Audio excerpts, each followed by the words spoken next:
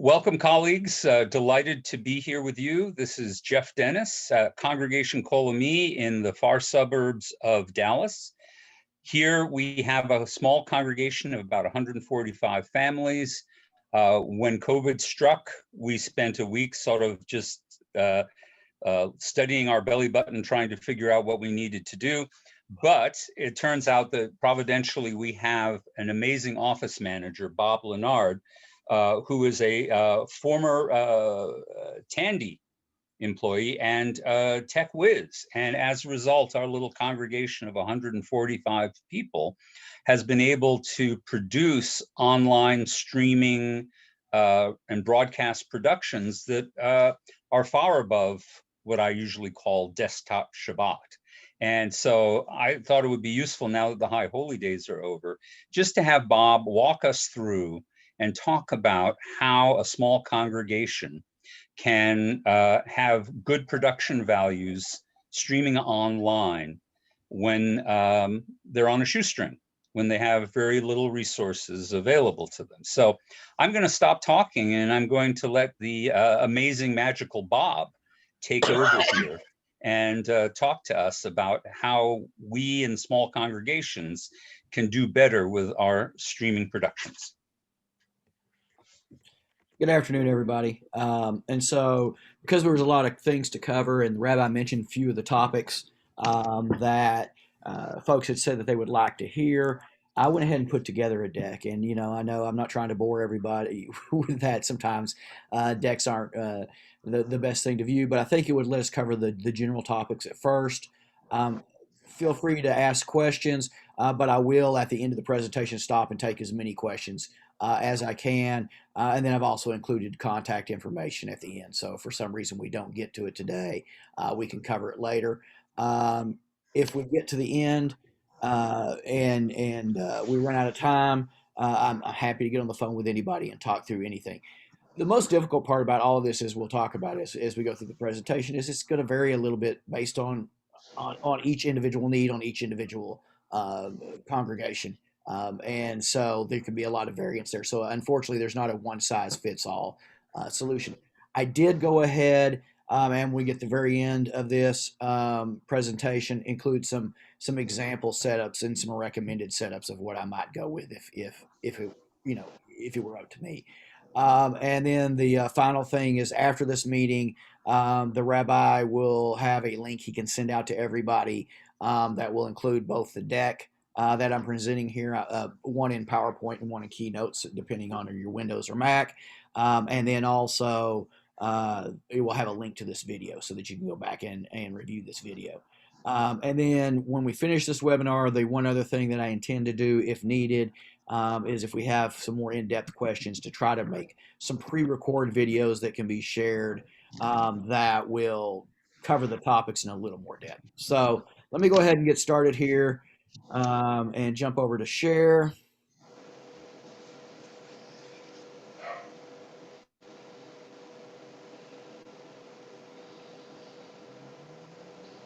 Okay. So as we talked about, obviously our topic for today is broadcasting on the budget, and how do you get away with that to provide as much quality as you can for your services, while at the same time not breaking the bank. This is kind of my agenda for today. So I'm going to talk about a little bit about setting your scope. We'll talk about the essential hardware and software, determining what your goals are, looking at what you already have, how can that apply to what you're doing, how do you select the software related to that. I'm going to look a little bit at some free versus paid options. One of the things that people asked about were, how do I set up multicams, and can that be done with smartphones or tablets or other things, and we'll talk some about that. And then just an overall, how to improve your broadcast in general, talking about things you can do for video quality, for sound quality, and then just overall production quality. So let's go ahead and get started. First, let's talk a little bit about setting your scope. And really, one of the most important things is, you don't want to build a cruise ship if you only need a rowboat. And so it's really important to understand what your real needs are. What's the scope of your project. And so one of the things, go ahead. Oh, no, it must have been me. Um, One of the things to really understand is how am I going to use this? So, for instance, do I need interactive meetings? Am I going to have a meeting like today where people may be replying back to you, may have back and forth, both video and audio? Um, are they live broadcast of events like services? Are they indoor? Are they outdoor? Outdoor can, for instance, make some difference. You may need windscreens for your microphones. There's some other little things you may have to adjust there. Um, how many concurrent events? And when I say concurrent events, I'm thinking of, for instance, religious school. If you're doing religious school, do you have one or more classes going on at the same time? Um, in, how many people do you have that can administer this process while it's going on? Again, if you have teachers, are the teachers familiar with the tool? Do you need to train them? Is it going to be a single person who kind of manages it for everything? And then your level of experience. Obviously, you can have more complicated setups and do more things depending on the level of experience of the people you've got available. Will it be one host or several? And what I mean by that is during a single session, will there be just one person who's controlling it, or will you actually need someone who's not in the same location who also needs the ability, for instance, to share something, to control audio, control video? Do you need more than one camera? A lot of times, one camera is actually sufficient. Frankly, here we could get away with one camera if we didn't have our cantorial soloist separated and further away at the piano. But if it was a situation where we couldn't have that second camera, she absolutely could come to the main microphone and do all of the songs, etc. At the same microphone and just do a acapella. Know your audience. It's important to know who you're broadcasting for. Is it congregants only? Are these public broadcast? Is it always the same audience? Is there going to be any variance from that? And we're going to talk a little bit more as we go here. Why do you need to understand all of these things? So let's again talk about your essential hardware and software related to this. Once you've kind of considered, well, what am I doing? Am I just doing services? Do I have to also support team classes for religious school? Are we going to be all together? Are we going to be separated? All of those kinds of things. So the first and biggest suggestion I make to everybody is to be sure to assess what hardware you already have. A lot of these things you may be able to do with what you already have available, and I'll talk a little bit more about that in a few minutes. But the perfect example is just like today, where I'm just using my laptop. I have a laptop; it has a video camera available on it, so I don't have to acquire any other materials, and I can just use that. Again, we're doing this on a budget, so we want to avoid purchasing anything additional if we can. So, what are the absolute minimums that you can get away with? You've got to have something, some type of device to broadcast, whether that be a computer, a tablet, or a smartphone. You've got to have a camera of some kind. As we mentioned, it can be the camera just in the laptop like I'm using today. It can be a webcam.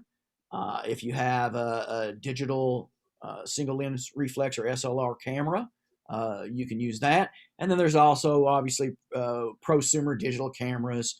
And I've kind of listed these in lowest to highest cost. So obviously a camera inside of your existing broadcasting device is the least expensive, up to prosumer digital cameras, which are going to be your most expensive options. You've got to have some kind of broadcasting software.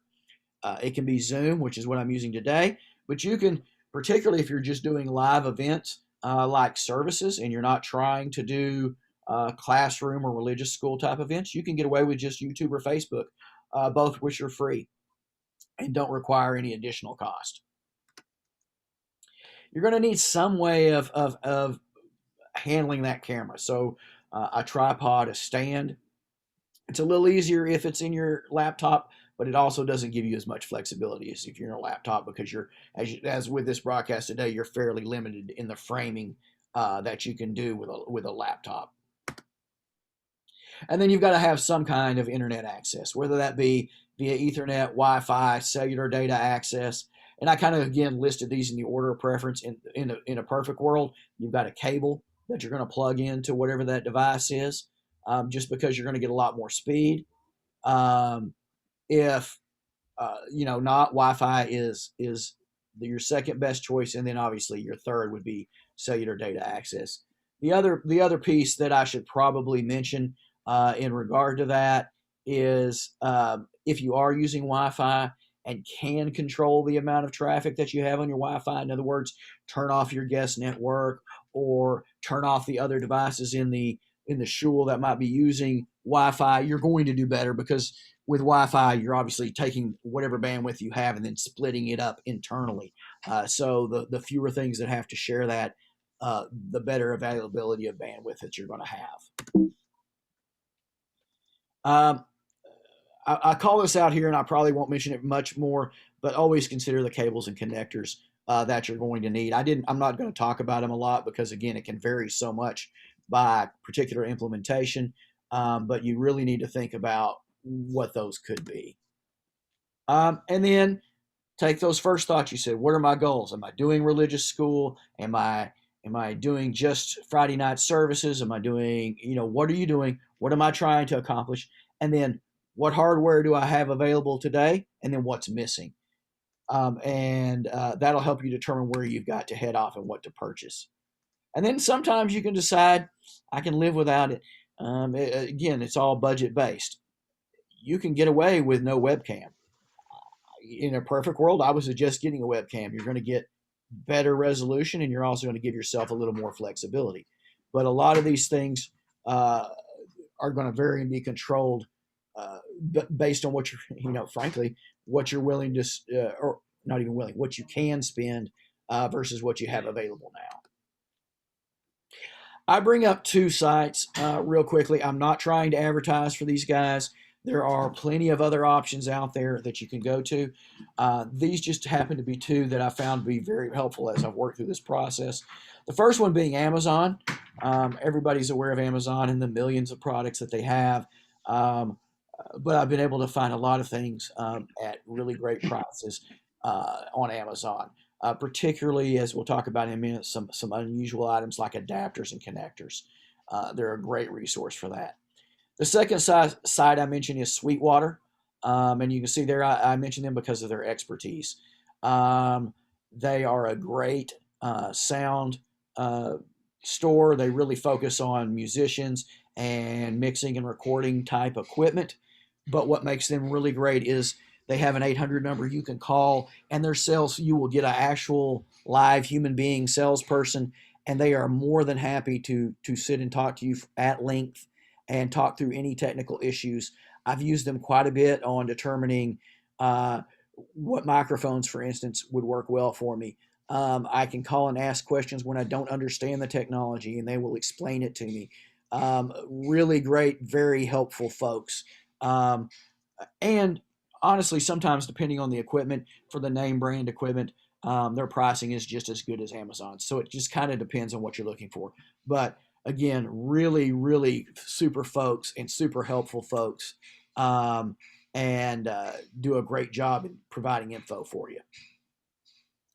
So what can I tell you again in general about hardware? Try to minimize your costs and increase utility. So find something, if you are going to have to invest, something that you can use in multiple applications, hopefully, and something that can be reused, maybe not for what you initially bought it for, but for other purposes as well. We talked about utilizing what you already have. If you don't have what you have, try to shoot for again, we're talking about budget here. Try to shoot for the low end. What can I do to solve the problem?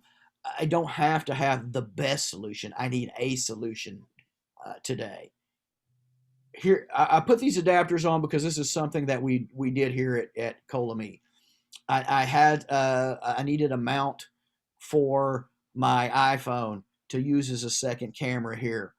I didn't have a tripod for it, but I was able to go on Amazon, as we talked about earlier, a great place. I found an adapter for like $2 that would convert an existing microphone stand, which I did have, to a camera tripod. So I grabbed this adapter, I grabbed a tripod mount for my iPhone, which was about $6 or $7.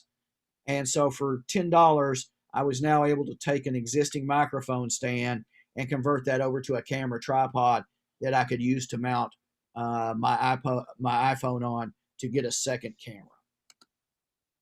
And so that's just what we talked about here. So there's lots of options if you think a little bit outside of the box. Again, Amazon is a great, and there's other sources out there, but there's lots of great sources where you can find little adapters. Adapters are your friend. They converting an otherwise expensive solution into something that's pretty inexpensive by getting adapters. I'm a big advocate for. Again, I'm not trying to push you anywhere. These decisions are up to you, but in my opinion, you're good to look for cheap foreign manufactured products. A lot of times they're manufactured out of China, but you can find lots of good ratings for those products. And frankly, a lot of times you can find the equivalent product to a name brand product. Looks the same, functions the same specs. It's just they've taken the labeling off of it because, as I'm sure you're well aware, a lot of these manufacturers are manufacturing the same product for multiple companies and just relabeling it based on what it is. A perfect example is Rofi webcam.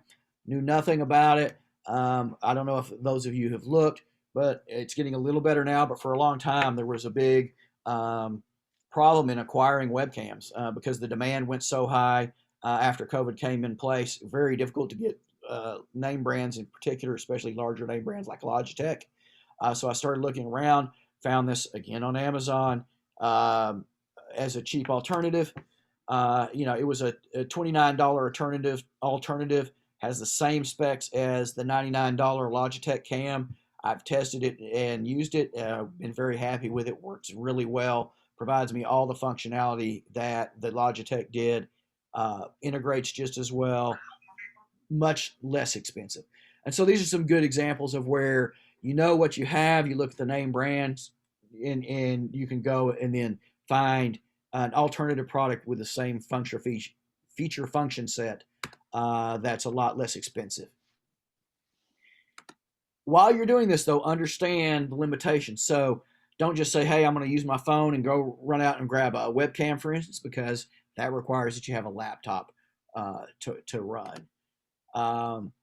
Keep in mind on these cameras, like webcams and laptops, cell phone cameras, they're single focus, which means you're not going to be able to zoom them in or zoom them out during a broadcast. That's fine, generally speaking, but think about, you've got to consider those things when you're thinking about placement of where you want to put the cameras.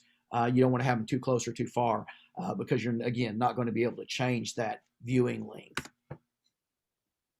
And we'll talk about this more specifically when we get to sound, but remember, an external mic with a USB connector, again, requires a computer and can only connect to a computer. There are other options if you're, for instance, using your iPhone or your Samsung phone or whatever cell phone is your primary camera, and we'll talk some about that. But again, make sure when you're doing this, and I bring this up because I made the mistake myself. I get so anxious to go, oh, I'm going to get this additional camera. That's just what I need.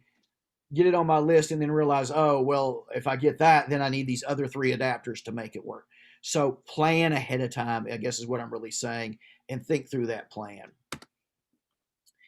So how to select hardware? There's really 3 biggest criteria. Do you need audio and video feedback from the viewers? So again, in a session like today where you may be taking questions, you may have, you may be looking at the video. These are great things to be, not great things, these are things you need to be aware of. Do you need the ability to archive the event? Is it simply live and once it's broadcast, then it can just disappear and you don't care about it anymore? Or it's a class session that you don't care about anymore? And also, how important that if you do archive it, is it that it be found again? Meaning, are you just going to put a link on your congregation website and that's how people are going to get to it? Or do you want people to be able to search for it and find it a la YouTube studio or things like that where people can come and find it on their own? And then again, we'll talk, do you need the ability to use multiple cameras? There are some options a la YouTube or Facebook that you can use multiple cameras on, but it's going to really complicate your situation unless you use some different software and things like that. And I'm trying to really focus on low cost, easy to implement solutions. So I kind of put this chart together for you with some cost and what they mean. So audio video feedback. If you're really looking for that audio and video feedback, you have chat and you have some other things available, but really the solution that I would point you to is either Zoom or there's other options out there, WebEx, some type of web conferencing software, because that's what you're really doing. For instance, this is what we use for our religious school classes. You can do it with Zoom webinars, but the real advantage to webinars, we use it for our Friday night broadcast, is it lets you control Zoom bombing quite a bit because you have, and we'll talk again a little bit more about it in a minute, but you have panelists whose videos are available, whose audio are available, who can be seen and heard by the other group, which are the participants in a webinar. Participants in a webinar are really just viewers. And the reason, again, I say that makes it easier for having to worry about Zoom bombing is you're really only considering your panelists. So you know who they are ahead of time. They've logged in using a separate link, and you don't have to worry about controlling them. And while you still have chat available to your participants, that's all you're going to get. They can't talk. They can't broadcast video. And frankly, if you were having chat issues, you can turn the chat off, and they can't even do that. So let's talk about archiving. If you want to archive this, Facebook and YouTube are going to give you archiving. Zoom will too, but it requires that you take that archive video and put it somewhere else on your website, onto YouTube, somewhere else. And that's the case in both of these Zoom options. And then when I mentioned earlier, if you want it to be found, the archive stays on Facebook, but it's not necessarily an easy thing to find. If you want it to be a video that can be searched for and found easily, I would suggest archiving it on YouTube. That's probably going to be your best chance. There's other places out there, Instagram, Vimeo, but I'm focusing on what I perceive as the easiest places to go. Do you need multiple cameras? Zoom is probably, again, going to be your best option for these types of things. You can accomplish it with Facebook or YouTube, but that requires you to run software on a local laptop or computer that is going to then manage those cameras for you on the local end. There's some great stuff out there, but it's not the simplest stuff to use. And so unless you have somebody that's really technology driven, I would tend to stay away from that and really go with more of a Zoom webinar type things. I've kind of outlined some cost here for you. And again, when we get to our question and answer session, I can try to cover some more detail for that then. So free versus paid options. So free, from a software perspective, Facebook, YouTube, Instagram, all places that you can go and put your videos for free. There's no charge for them at all. Paid options from a software perspective, Zoom, which we talked about earlier. Vimeo offers a live stream studio service. It's $75 a month if you pay it yearly. To me, this is a little expensive unless you're in a larger congregation that really has the budget for it. I would say, though, from a flexibility standpoint, this is going to be your most flexible multi-camera option because it does provide you with some true studio-like software where you can have a management portal that allows you to manage your cameras and your audio sources. And there is kind of a middle ground, Switcher Studio, which runs about $39 a month for one user. It can support up to 9 cameras and one remote user, meaning kind of like Zoom. With Zoom, I can have up to 100 panelists. Not that you would ever need that many, but you can have up to 100 people. Again, these are the people that you can see their audio and video on the webinar. They're not the participants whom you cannot. With Switcher, if you think of it in that context, you really have one additional panelist. So you can have the live person in the room and one person remote coming in. Although I think in most cases that's probably not going to be a limitation. I don't know a lot about how Switcher Studio is going to work. We use a Zoom webinar right now. However, since the pricing is about the same, I think in next month I'm going to try Switcher Studio, and so I may have some future input on how that works for us. The biggest difference is Zoom is we're taking a solution that's not really designed to be a studio and we're tweaking it a little bit. Again, getting as much utility out of a product as we can to make it work. These two softwares are really designed to give you a studio-like environment when doing live broadcast. So primary differences between the two: user control. As you can imagine, the free options aren't going to give you nearly user control as the paid options. Flexibility, same thing. The paid options are going to give you more control over both your audio and video, how you manage those things. Feature set, no surprise. For instance, the ability, like in Zoom Webinar, to have panelists and participants, and then multiple camera control. That's going to be the biggest one, especially with so many people wanting 2 or more cameras.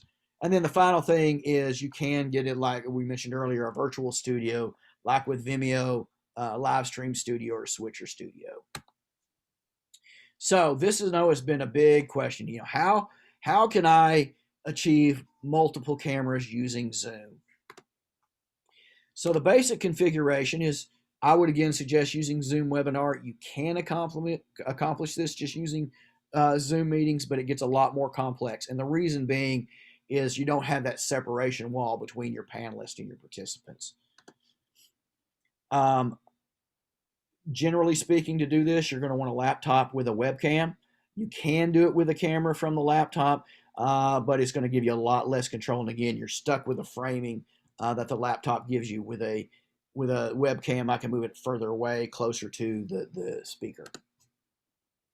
And then another camera of some kind, an iPhone, and a tablet, another computer with a webcam, whatever that other camera is. And we list some of those options here. And then again, I'm being very specific to Zoom now, but we're gonna take advantage of the panelists versus participants split. And again, for one last time, panelists, you can see their audio and video. Participants, you cannot. So what I basically do is we set up the multiple cameras, the second camera, the third camera, however many you want as panelists. So they can dial in ahead of time. You can have them set up before the broadcast begins. And then you can use spotlighting, which is a feature within Zoom, and click on the video camera that you want to display and spotlight it. That will ensure that video camera is the one that's displayed to all of your viewers. So for instance, using CKA as the example, while the rabbi is speaking, we spotlight the camera directly onto him. When we move into a song, we then change the spotlight to our cantorial soloist. But really, they're just serving as 2 different panelists, and we're switching the view back and forth. It should also be noted, we only use a single audio. So I leave the cantorial soloist muted all the time, and we use the audio coming in through the primary. We use a mixer here, but I'll talk about it, but basically what would be the equivalent of the rabbi's microphone. The best thing, if you're using multicams, that'll make it so much smoother and make your life so much easier, is just practice. Set it up ahead of time. Practice spotlighting, going back and forth between the two. Learn the little quirks that can happen to you. Sometimes you'll get just a slight 2 or 3 second delay, those kinds of things. The more you're aware of that, the better you can prep. For instance, the slight delay, I've learned if I'm going to change the spotlight to the cantorial soloist, I'll do that a couple of seconds before I need it to actually occur, so that I can adjust for that delay, and it makes your transition much smoother. But again, practice is really the key to that. Have some practice sessions with the folks that are going to be doing it. So other possible improvements related to video: better resolution.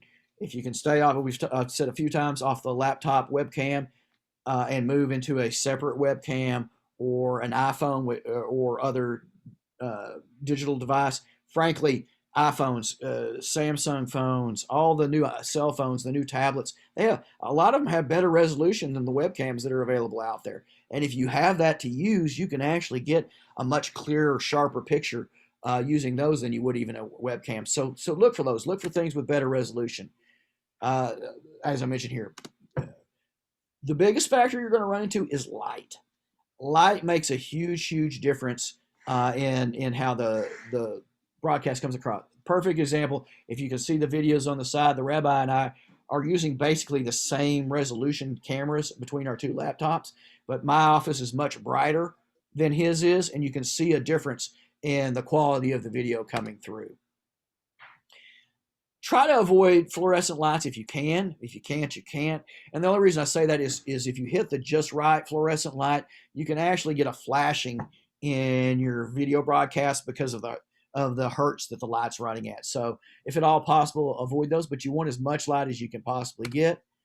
LED lighting is a great option. There's lots of cheap things out there that you can use, and I'll show a couple in a minute. Here's a perfect example. You can get a set of these for less than probably $40, and that's for a pair. Another great option is LED ring lighting. I actually suggest these for your primary camera. And the main reason is you can a lot of times mount your camera inside of the ring, in front of the ring, so that your light is just perfect. Also, in a lot of these ring lights, they will give you control over the tone of the light, so you can get a wider light, which will help your broadcast quality again. These are really cheap things. Light will make as much difference as anything in the quality of your broadcast. So let's talk a little bit about things you can do audio-wise. External microphones are a big plus. The microphones in your cell phone or the microphone in your laptop will work, but they're not nearly as good a quality. You have options again here. You can get mics for phones and tablets. You can get a USB microphone for your computer. You can get additional condenser mics, and I'll note here that will require either a separate mixer or a USB audio interface to get that condenser mic into your computer. And we'll talk a little bit about that here in a minute. You can get a digital mixer, which will obviously give you more control on your audio levels and things of that nature. A USB audio interface, which allows you to take, say, for instance, you already have a PA in your congregation, and so you have the standard XLR, which is the three-prong connector for your microphones, but you don't have any way to get those into your computer. That USB audio interface will provide you a way to get that in. And then mic preamps. Mic preamps aren't really necessary unless you want to add a lot of microphones. And in those cases, you're generally going to need that to be able to get multiple microphones into either the USB audio interface or the digital mixer. And again, we'll talk a little bit more about that here in a minute. So what I say when I'm talking about mics for a phone and tablet. So even if, say, you're just using just your cell phone to do this, there are options out there like the Zoom IQ6 that will plug directly into your phone or tablet and will give you much better sound quality than you would typically get. And they also give you some directional control so you can adjust where the audio is being picked up. You can get a USB microphone for your computer. I'm using the Blue Yeti as an example, but there's lots of different ones out there. They're going to plug directly into a USB port on your computer, and they're going to give you, again, much better sound quality. And then obviously condensers or dynamic mics are another option. But these are going to require some way to get that into your computer. I've just put a Shure here. Shure makes some great mics, and they also make, by the way, a hybrid, just as so you're aware, where it can work as a condenser mic or it can work as a USB microphone. So there's options there as well.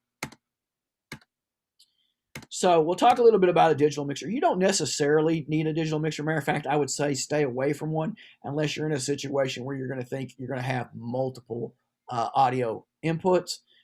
So like in our case, and I'll talk about it in more detail, we use 3 microphones.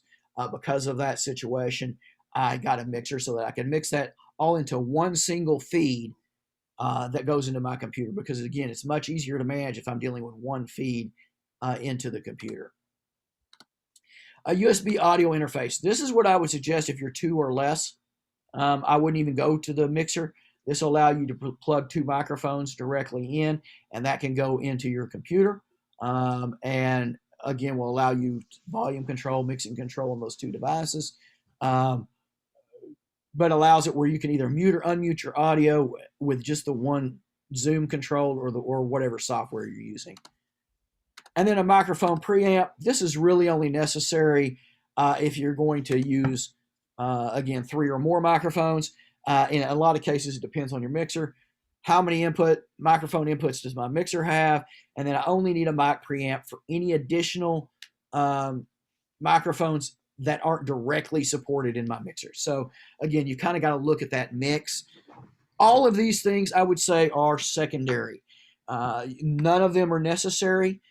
These are just things that you can add, but these again are going to push your budget up. But so you're aware of what you're talking about, most of these things are $200 or less. The USB interface is generally $100 or less. So what can you do to just improve your overall production value? I said it earlier. I'll say it again. Practice, practice, practice. Being aware of what's going to work and how it's going to go is your biggest advantage. Have a dedicated person or persons for your broadcast team. So again, when they're practicing, they're learning. Familiarity will help with things more than anything. I suggest a title screen. And what I mean by that is, for instance, here on ours, 15 minutes before the broadcast begins, I put up a title screen that says the broadcast will begin in 15 minutes. I have a countdown timer, but I have access to audio and video editing software that I can do that. Even if you simply put up a title screen that says their broadcast will begin shortly, or our broadcast will begin at X time, put that up ahead of time so people can join in before the broadcast is started, but so that they're aware, when is it going to start? So they're not just sitting there wondering, has it started? Am I late? Is there a problem? Because I've learned from experience, if you do that, then you start getting the text from the congregants. What's going on? Has it started? Where are we? And that will save you a lot of headache going forward. Pre-plan how you want to do this. Do you have any special things going on? Do I need to show a video? Know what you're going to do before you do.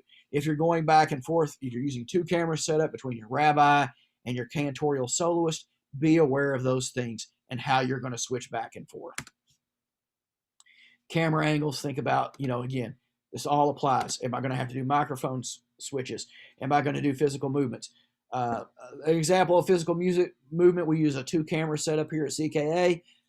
During Lechadodi, I switch to the rabbi's view. I then grab my camera that's pointed at the cantorial soloist, and I bring it around and I point it to the opening to the sanctuary. After we close the doors, I then switch to that camera view, so we show the doors closing. Then I switch back to the rabbi's camera view, grab that camera, and physically move it back to point at the cantorial soloist. These are things you can get away with right now because at least here there's not really very many people in the live services, and so no one sees that going on. Take advantage of YouTube. It allows you to do some editing, but it also has tons and tons and tons of videos of how do you accomplish X, Y, or Z. And they're really great on how do I do this with Zoom, how do I do that with Zoom. Another website that's really great is Udemy. They have all kinds of training courses. They do charge for some of their training courses, but they're generally very, very inexpensive, all $20 or less. So some more difficult improvements, pre-record as much as you can. That gives you the ability to edit it and make changes, but and obviously that means you can do multiple angles. So it can be done with a single camera or multiples. The real trick to it is it requires video editing software, and you may or may not have access to that, or may not have the knowledge of how to do that. Lots of easy editing options out there today, but again, it does require that. I'm going to list a couple. iMovie is a free one for a Mac machine. Lightworks is one that's free for Windows. Adobe Premiere and Final Cut Pro are probably the 2 best known names. Not the easiest to use, number one. Number 2, they both have a price that go with them. So I would really suggest leaning more towards the iMovie and Lightworks unless you think you're going to be doing some really, really heavy lifting. You can utilize software to mix the live audio and video. The most common, and this works on both Windows and Mac machines, is OBS. But again, you're getting a little more technically involved, and so unless you have someone who's really techy, I would try avoiding this, or take advantage of YouTube and Udemy, as we mentioned earlier, and do some of their training videos and learn how to use that first. Switcher Studio or Vimeo Live Stream Studio, again, are both going to give you better production quality because they're going to provide you with a studio atmosphere, but those have costs that come along with it. Trying to wrap up because I'm seeing we're getting close to about 10 minutes out. Here's my contact information. I know I've covered a ton of stuff.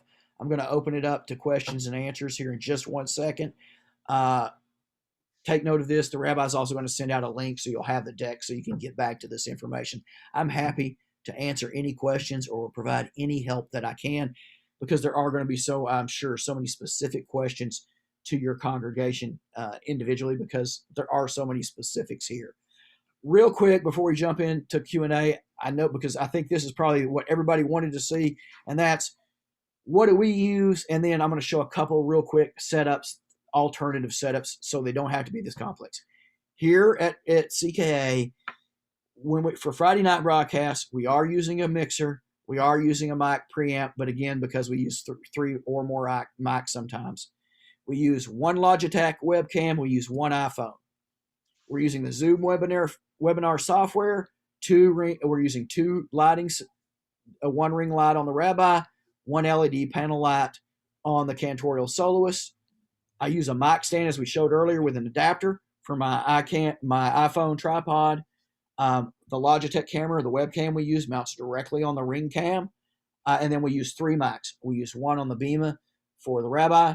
I use 1 at the piano for the cantorial soloist. And then I use a 3rd mic that's directly into the soundboard for the piano so that we get better pickup there. So here's a recommendation on the cheap. You can literally use 1 computer, a Blue Yeti USB microphone, to use it. And the reason I use the Blue Yeti or a similar one is it has very good surround coverage, so it's going to get audio from all directions. That's great if you need to pick up someone to the side, say a cantorial soloist or like that, but are limited to a single microphone. A USB webcam, we mentioned earlier, you can pick those up for as cheap as about $30, and you're going to get better video quality. A phone or tablet for a second camera if you need it. If you don't, you can get away with a single camera, and again, going to increase your quality by using a USB webcam. Zoom Webinar or Switcher Studio, or if you want to go for the completely free option, do a live broadcast directly to YouTube. It should also be noted that YouTube allows you to schedule those, so you can go ahead and put up a scheduled broadcast, and so will Facebook. Again, lighting, I really suggest getting either a ring light or an LED panel light. It's going to make the quality of your video leaps and bounds better. And then obviously all the stands, cables, and adapters that you need to do that. And then for an iPhone, this is like the absolute stripped down version. You don't have to get the mic, but if you're going to use just one single iPhone or phone, it doesn't have, I keep saying iPhone, but it can be any cell phone. One single version, I would suggest getting an external mic for that, although it is not a requirement. Again, use Zoom Webinar or use the free YouTube option. Get a panel light or a ring light, and then the adapters you need. So in this completely stripped down version, you're really talking about a cell phone, the software, and a LED light is really all you have to have. Again, getting a microphone would be an improvement. So that is it. I know I have talked a ton, and no one has had any opportunity to put anything in. So let me open up the floor to any questions that I can answer.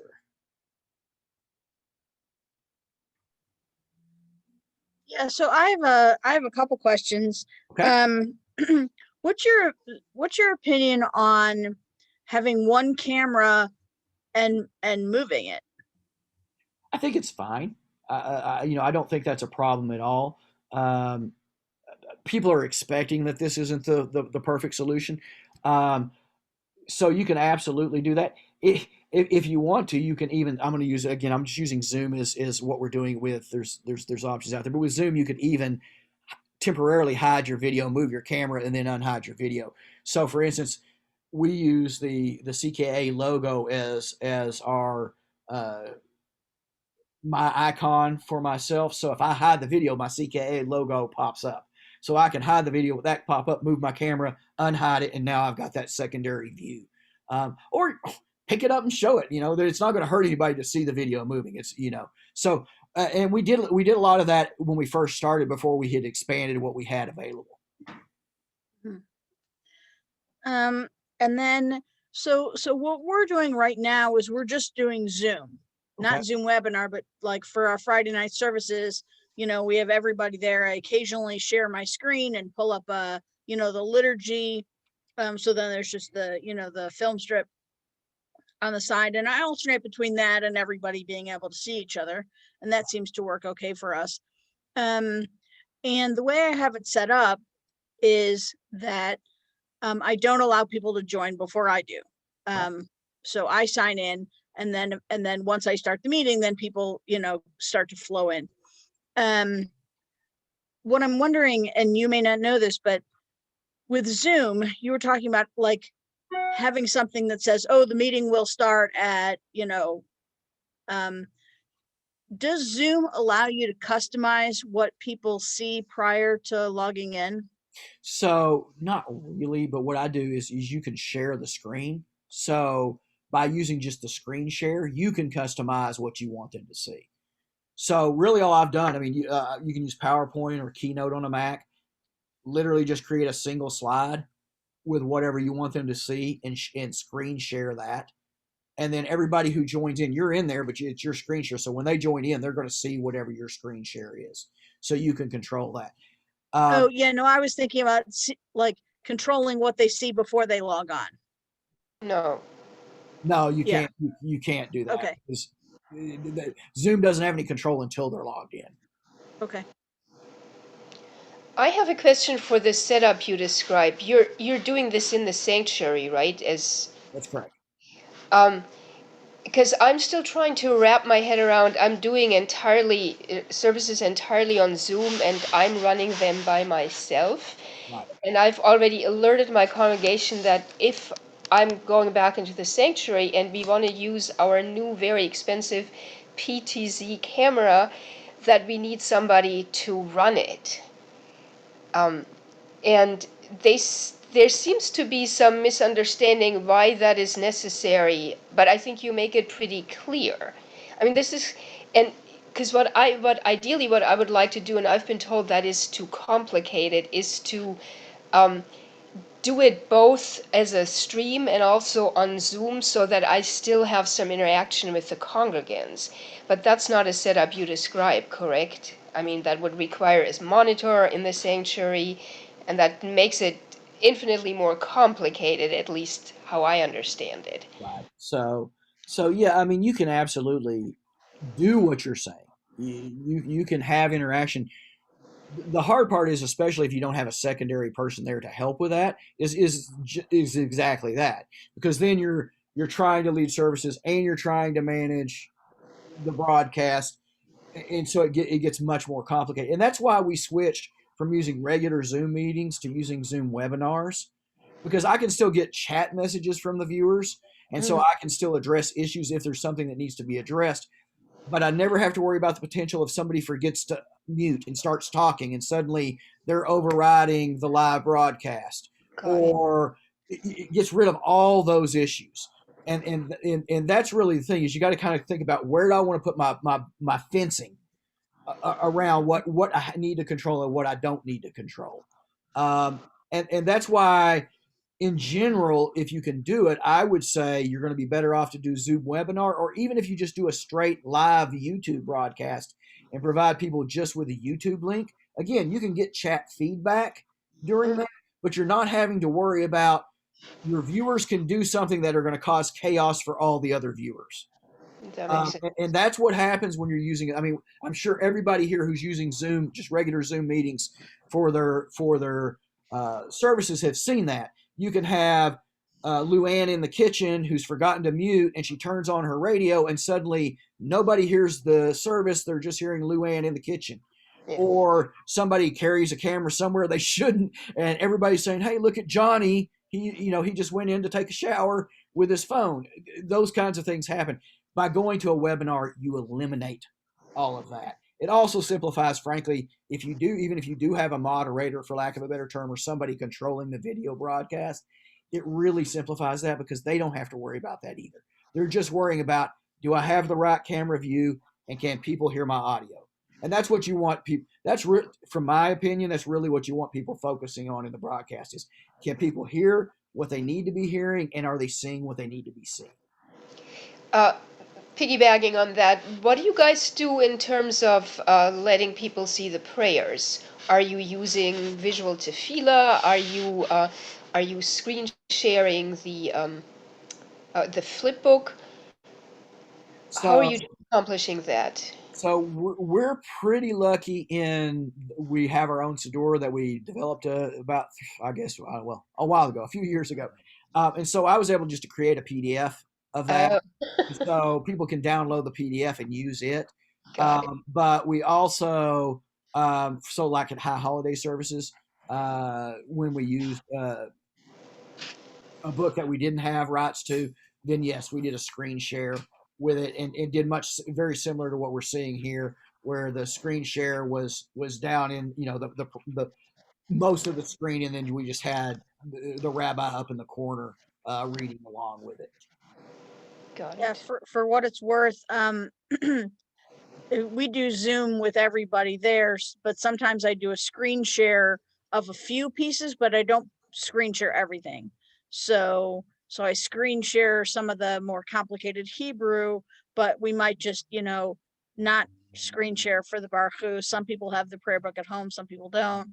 But for the high holidays, we had everybody pick up a prayer book because we were live streaming actually for the holidays. We did not do Zoom, we just did live stream. Yeah, and I think that's the best way to handle it, generally speaking. And again, this is one where if you can have at least one helper, one person that's kind of managing the broadcast while you're doing the services, that's where that real advantage is, because it makes doing just what you were talking about a lot easier. They can manage the screen share for you. And that's where, when I was talking about kind of scripted ahead of time, know where you're going, particularly, again, if you have somebody that can help you, because then you can put out those steps and do them individually, and make sure that you're accomplishing what you want to, and that it gives that visual appeal that you're looking for. We've done several B'nai Mitzvahs right now, and I've been really pleased. We get very good feedback on them because we're able to, and we've run up to 4 cameras on using phones. I use my phone and my 2 kids' phones. I say, hey, sorry, you don't have phone for Saturday. Dad's taking all your phones, and I bring them up here. But by having one person to manage that, the rabbi's managing the service, I'm managing the audio and video.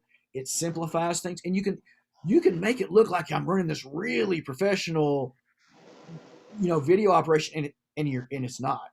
It's a guy sitting at his computer, literally spotlighting this phone, and then spotlighting that phone, and then spotlighting this phone. That's all I'm doing. And I mentioned we have a mixer, but really all that mixer bought for me, or that USB interface, all it really buys for me is it takes all of my audio and feeds it into a single stream so that I can either mute or unmute my audio, versus having to, I've got to mute this microphone and I've got to mute that microphone and I've got to, that's really all that accomplishes. But it's, again, these things aren't really necessary. You can literally get away with one camera, one mic, and one device. So Bob, because that's something I would love to talk to you more, if that's possible, about B'nai Mitzvah, because we're doing a lot of them in people's homes, where I don't have quite as much control over the hardware, and I would really appreciate some pointers there. But if I understand you correctly, I mean, it would be really as simple as feeding the different cameras and audio into one computer for the person who's running it there. That's right. So we've done where all the aliyahs are remote. So we're here in our sanctuary. The bar mitzvahs here with us. Generally their parents are here, but then cousin Susie is in Michigan and cousin Robbie is in California, and we put them in as panelists, like we talked about earlier, for our webinar. And then when that Aaliyah comes up, I jump over to California, let him do his Aaliyah, and then jump back to the local broadcast. And then next one comes up, jump to Michigan and jump back. So you can accomplish all that. And again, it's not complicated at all, but I would be happy to have a separate call. And like I said, I'm also going to try to start doing some shorter videos on each of these topics, but get into more in depth of exactly what I'm talking, because I try to give you a real high level overview of what can be accomplished, but each piece you could go into much more detail on, obviously. Yeah. No, thank you. It's much, much appreciated, because it's great to hear from somebody who's actually doing what we're doing and not something that is only similar to it. Right. And Yeah. I'm happy to Yeah, thank also, you. if you want to list kind of here's what we have, and I'm happy to, not that I'm perfect by any stretch of the imagination, but I'm happy to give my advice on with what you have. This is what I would try. This is how I would configure it. Yeah.